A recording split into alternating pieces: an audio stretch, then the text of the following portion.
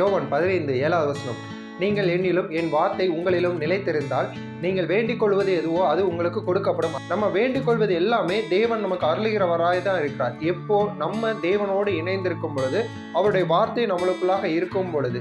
அதுக்கப்புறம் சொல்லியிருக்கிறது, நீங்கள் மிகுந்த கனிகளை கொடுப்பதினால் பிதாவானவர் மகிமை. அப்ப பிதா நம்ம வாழ்க்கையை பார்த்து மகிமைப்படணும்னா நம்ம வாழ்க்கை கனி கொடுக்கக்கூடியதா இருக்கணும். சரிங்க, எப்படி நம்ம வாழ்க்கையில கனி கொடுக்க முடியும் அப்படின்னு பார்த்தா 2 வசனம் மேல போய் பார்த்து பாருங்களேன். கிறிஸ்துவானவர் சொல்லுகிறார், நானே மெய்யான திராட்சை செடி, நீங்கள் கொடிகள், என்னில் இணைந்திருப்பதனால் நீங்க மிகுந்த கனிகளை கொடுக்க முடியும் அப்படின்னு. இதையே தான் 7ஆம் வசனம் சொல்லுகிறது. அப்ப நீங்க தேவனோடு இணைந்திருக்கும் பொழுது உங்கள் வாழ்க்கை கனி கொடுக்கக்கூடிய விதத்துல இருக்கும். அந்த நேரத்துல நீங்க வேண்டிக் கொள்வது எல்லாத்தையும் தேவன் கொடுப்பார். ஏன்னா நீங்க கனி கொடுக்குறீங்க. அந்த கனி கொடுக்கிற வாழ்க்கை தேவனுக்கு மகிமையா இருக்கிறது. நீங்க வேண்டிக் கொள்வது எல்லாத்தையும் தேவன் உங்க வாழ்க்கையில அருளி உங்களை ஆசீர்வதிக்கிறவராய் இருக்கிறார். ஆமென்.